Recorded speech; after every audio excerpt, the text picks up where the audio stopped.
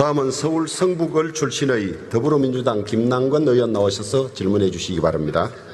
너무 잘하셨어요.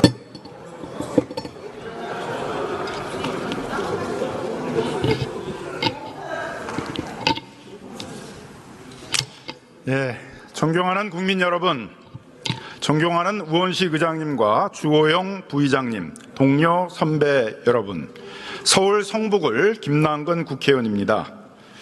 저는 오늘 소상공인들, 자영업자들, 서민 가게가 위기에 처해 있는 이 사정을 호소하기에 이 자리에 나왔습니다. 고물가, 고금리로 소비자들이 지갑을 닫고 소상공인들의 매출이 급락하여 소상공인들은 위기를 호소하고 있습니다. 가계 소비를 늘리고 소상공인 자영업자의 매출을 늘리기 위해서는 정부 재정으로 경기부양책을 적극적으로 나서야 할 상황인데, 저희 민주당의 경기부양 정책인 민생회복지원금 정책이 아니라면 적어도 정부의 재정정책이 있어야 합니다. 그런데 정부는 이러한 민생위기 상황을 외면하고 이런 내수경기를 부양해야 된다는 정책을 외면한 채 팔짱 행정으로 일관하고 있습니다. 그래서 이 점에 대해서 한번 물어보도록 하겠습니다. 예, 총리님께서 나와주시기 바랍니다.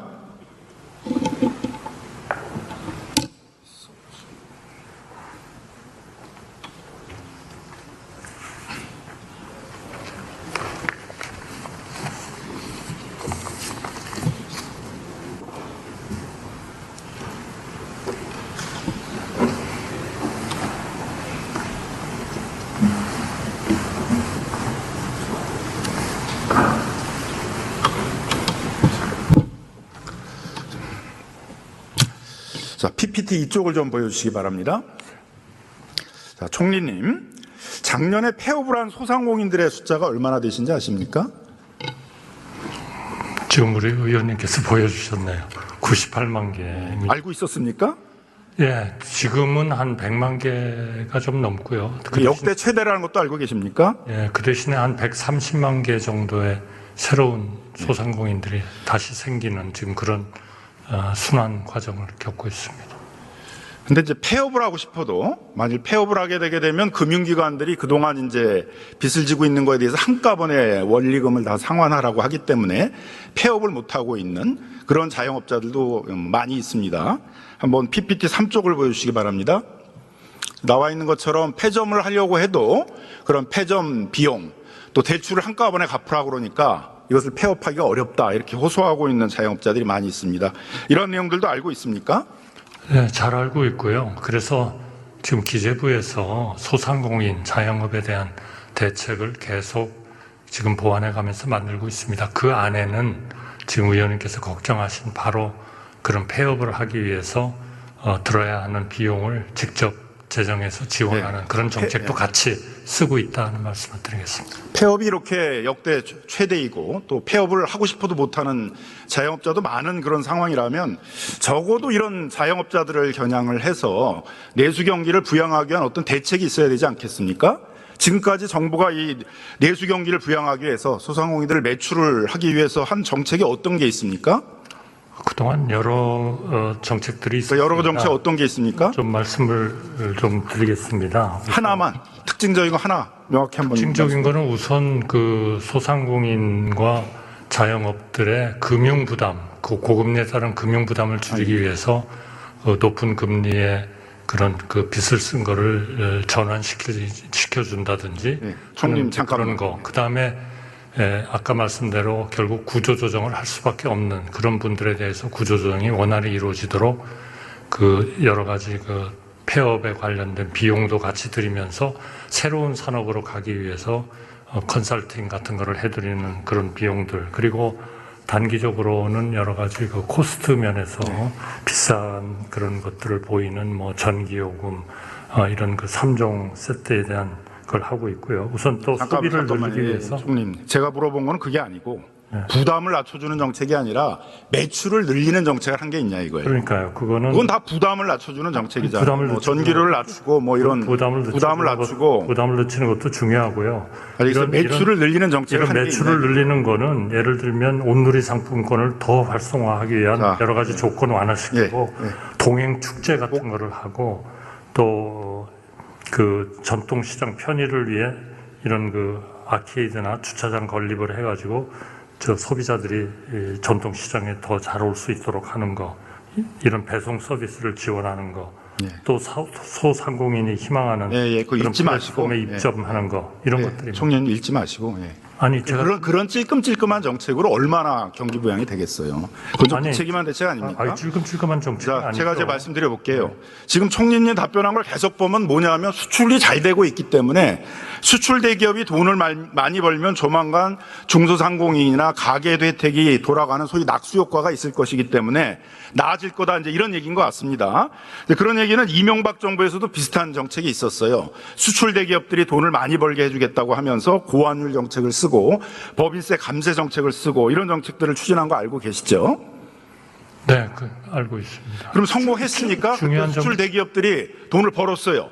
근데 국내에는 투자하지 않고 대부분 다 해외에다 투자를 했고, 그 다음에 대부분 내부 유보들을 쌓았지 그거를 내수경제 활성화에 쓰진 않았잖아요. 그래서 나중에 이명박 정부에 대해서 결국 대기업 프렌들리 정책을 썼는데 낙수 효과는 없었고 결국 대기업들의 내부 유마만 많이 쌓아놓은 거 아니냐, 이런 비판들이 있었습니다. 그래서 이명박 정부도 그런 거에 대한 반성으로 이명박 정부 말에는 국무총리를 위원장으로 해서 동반성장위원회를 출범시키고 대기업들도 적극적으로 이런 중소기업과 협력이라든가 내수 살리게 나서달라, 이런 얘기를 한 적이 있었습니다. 이렇게 이제 수출이 좋아지면 조만간 내수도 좋아질 거다, 이런 것들은 예전에 한번 썼던 정책들이고 다 성공하지 못했던 정책입니다. 소상공인들의 입장에서 본다면 이렇게 막연하게 수출이 잘 되니까 조만간 나아질 거라는 것들은 심한 고문에 불과한 것이고 무책임한 정책이다, 이런 비판들이 일어나는 것입니다. 예, 들어가 주시고 금융위원장님께 질의드리도록 하겠습니다. 지금 말씀하신 거를 제가 동의하진 않습니다. 왜냐하면 너무 단순화시켜가지고 부정적인 측면만 말씀을 하셨는데 경제는 그렇게 돌아가지는 않는다. 네, 뭐 이명박 정부 때 또 다 이렇게 평가가 있으니까요.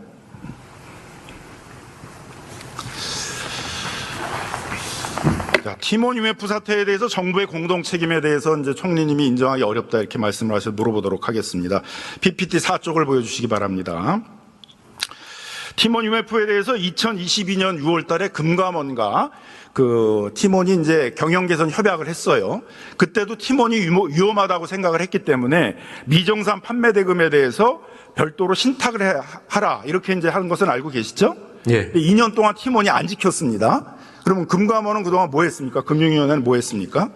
그 금감원이 계속 지켜라라는 그 말로만 지도는 지켜라 했는데 문제는 그거를 지키지 않은 데 대해서 법적으로 제도적으로 할 수 있는 조치가 굉장히 제한적인 그런 상황이었습니다. 제도적으로. 그런 부분도 함께 좀 고려를 해야 된다고 생각합니다. 그럼 적어도 소비자나 판매자한테 경고를 해야죠. 여기가 자본 잠식 상태인데 판매 대금을 별도로 보관하라고 신탁하라고 했는데도 지키지 않고 있다 했다면 소비자들이나 판매자들이 티몬이나 UMF하고 거래를 축소했을 거 아니에요? 그럼 티몬이나 UMF는 거래를 유지하기 위해서라도 경영 개선에 나섰을 텐데 아무런 경고도 하지 않다가 결국 대규모의 이런 소비자, 판매자 피해가 일어난 거 아닙니까?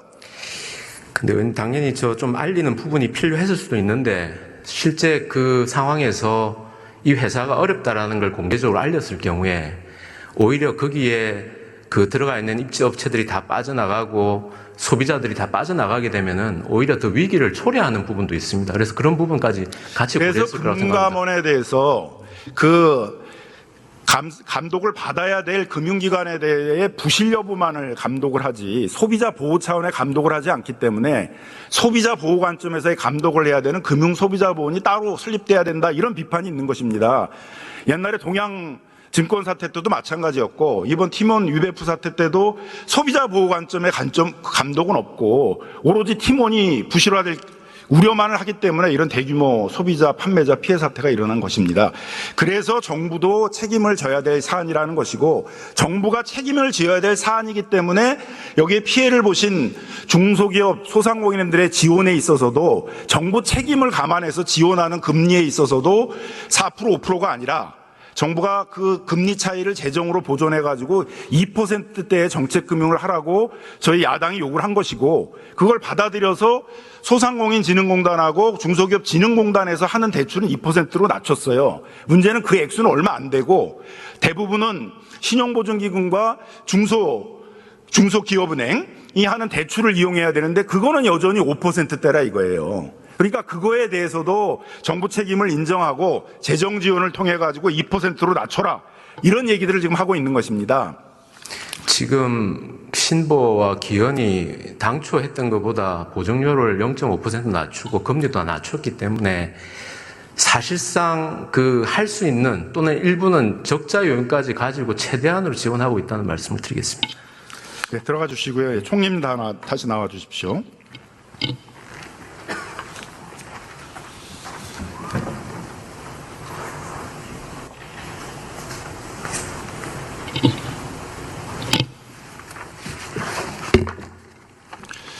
총리님, 그 쿠팡 배달의 민족, 그 배달앱 시장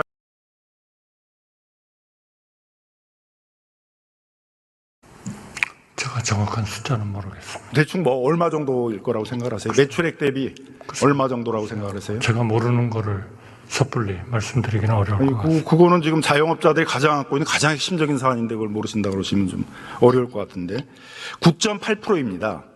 자영업자들이 아무리 잘 돼도 매출액이 영업이익이 10%가 안 되는데 거기에 9.8%의 중개수라는 건 어마어마한 폭리입니다. 거기다가 상대방인 자영업자들은 매출이 다양할 거 아니에요?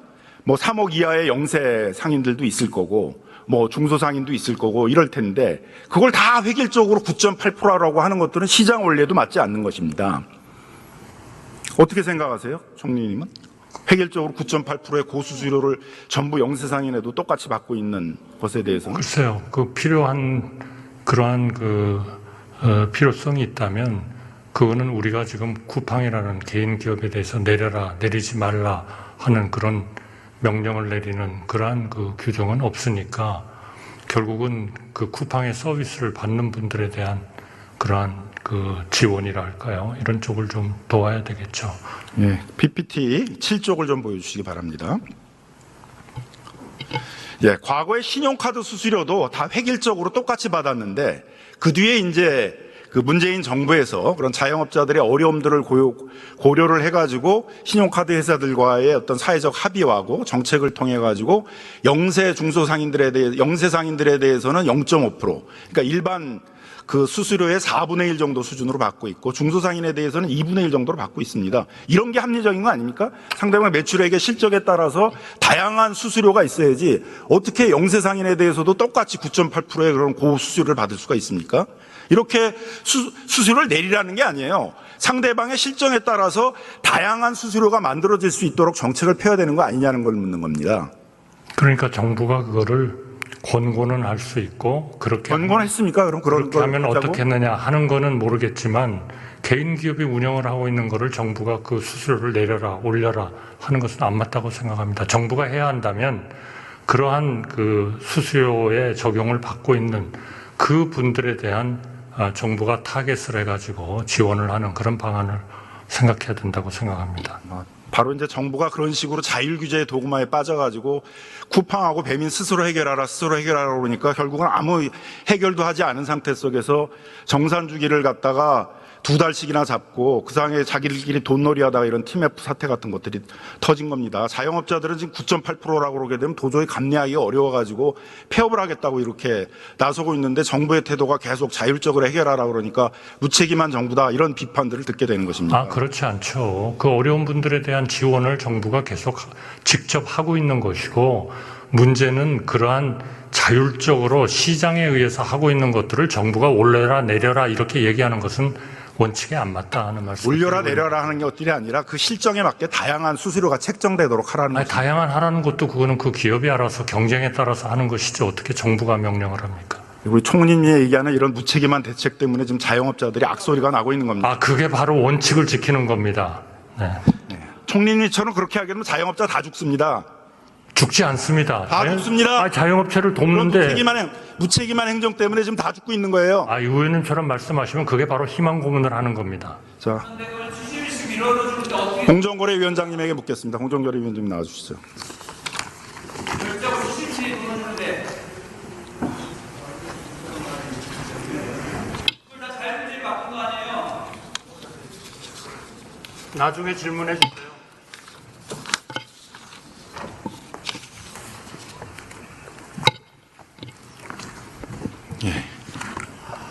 공정거래위원장님, 네. 그 플랫폼에 있어서 중개 그 할 때 판매 대금을 정산하는 시기가 네이버나 카카오는 어느 정도 됩니까? 네이버나 카카오는 지금 구매 확정일로부터 1일 뭐 이렇게 빠르게 되어 있는 경우가 있습니다. 해외에 있어서도 이베이나 그 다음에 그 아마존 같은 게 얼마 정도 합니까? 해외 그 정산 기일은 뭐 정확히 매일 제가 3일 하고 알고 있지 있고, 예. 그 아마존도 비판을 많이 받고 있지만 14일은 안 넘고 있어요. 그러니까 지금 쿠팡처럼 45일, 60일 동안 판매 대금을 정산해주지 않고 그걸 자기들이 돈놀이하고 이런 것들은 세계적으로 이제 드문 사례예요.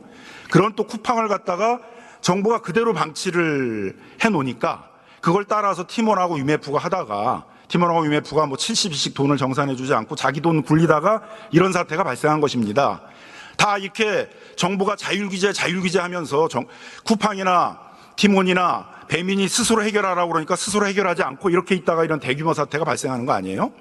그래서 이때 이제 자율규제의 그 도구마 정책에서 벗어나서 적절하게 그 자영업자들 보호하고 입점업체들 보호하는 입법이 필요하다 이렇게 생각을 하신 거죠? 그래서 예, 9월 그렇습니다. 9일 날 예. 그 독과점 규제에 대해서는 공정거래법으로 하고 그 다음에 그 거래 공정화에 대해서는 대규모 유통업법으로 하자 이렇게 하신 거죠? 네, 그렇습니다.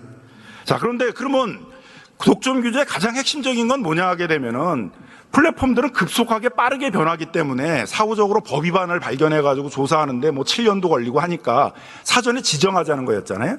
2013년 12월 달에 공정위도 그런 입장이었죠. 사전 지정제를 하자는 거였죠. 예, 그때 그 근데 업계들이 반발한다고 그래가지고 뭐 사후 추정으로 바꾼다 지금 이렇게 한 것이죠. 예, 관련해서 뭐 그 사전 지정 제도가 행정 부담이나 또는 사업자 부담이 크다는 전문가 그리고 관계부처 등의 지적이 있었습니다. 그 점을 고려했습니다.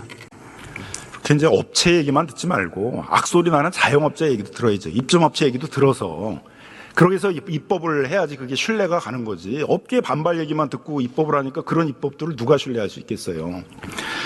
거래 공정화에 대해서는 온라인 플랫폼 거래 공정화법을 만들지 않고 대규모 유통법으로 하겠다는 거죠.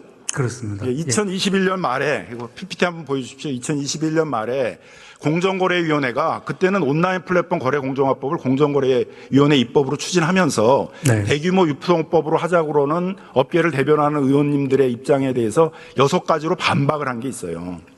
그래서 2021년도에는 온라인 플랫폼 거래 공정화법으로 해야 된다고 그러고 대규모 유통업법으로 하면 안 된다고 그랬는데 그게 정권이 바뀌었다고 이렇게 바뀌는 이유가 뭡니까? 지금 뭐 그 TMF 사태가 발생하고 이제 신속하게 제도 개선을 위해서 저희가 추진을 하고 있는데요. 기존 법을 개정해서 하는 것이 훨씬 속도감 있게 할 수 있다는 점을 지금 고려했습니다. 결국은 이제 온라인 플랫폼하고 입점업체 사이를 규율하는 법이 없잖아요. 그게 정산시기 문제만 있습니까? 수수료 문제도 있고 다양한 많은 문제들이 있는데 그걸 규율하려고 그러면 온라인 플랫폼 거래 공정화법을 해야죠. 여당 정책위원장님도 이참에 온라인 플랫폼 거래 공정화법을 하자고 했습니다. 입법 논의를 하실 때 업계 얘기만 듣지 말고 그런 그 불공정 피해를 당하고 있는 입점업체 얘기를 좀 들어가지고 공정한 입법이 추진되도록 그렇게 해주시기 바랍니다. 예, 다양하게 의견 수렴해서 좋은 정책 만들 수 있도록 노력하겠습니다. 저는 오늘 뭐 주로 이 소상공인 문제에 대해서 말씀을 좀 드렸습니다.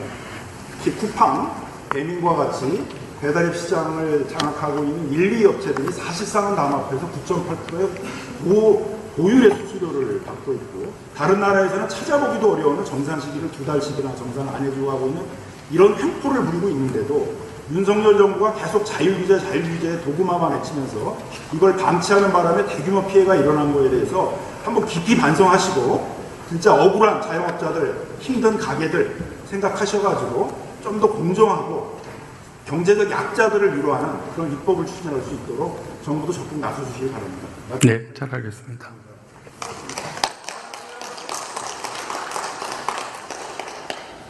탁자 제대로 돌려놓고 가시죠.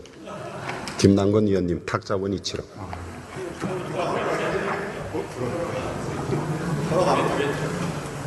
됐어요. 원격 조정이 되나 봐요.